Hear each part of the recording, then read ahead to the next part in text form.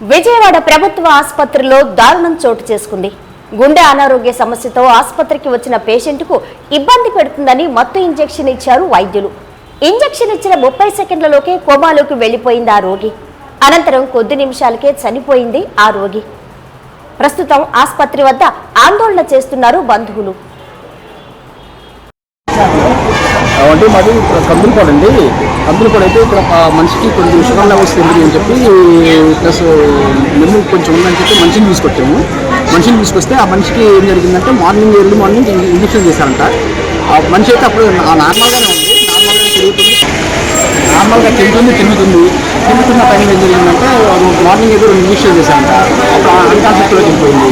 వెళ్ళిపోతే మళ్ళీ తర్వాత కాన్షియస్లోకి వచ్చింది. 12:30 ఆ టైంలో వచ్చిన తర్వాత మళ్ళీ 2 ఇంజక్షన్ చేశారు. అది 2 ఇంజక్షన్ నార్మల్గా వచ్చిన తర్వాత కాలు చేతులు కొట్టుకుంటున్నాం మేము. కాలు చేతులు కొట్టుకుంటే ఏం కాదు అనుకుంటాం, ఏం కాదులేండి అని అన్నారు. అన్ని 2 ఇంజక్షన్ చేశారు. 2 ఇంజక్షన్ చేసిన తర్వాత 30 సెకండ్స్లో మొత్తం ఏ ఇంజక్షన్ అనేది మొత్తం ఇంజక్షన్ అన్నారు.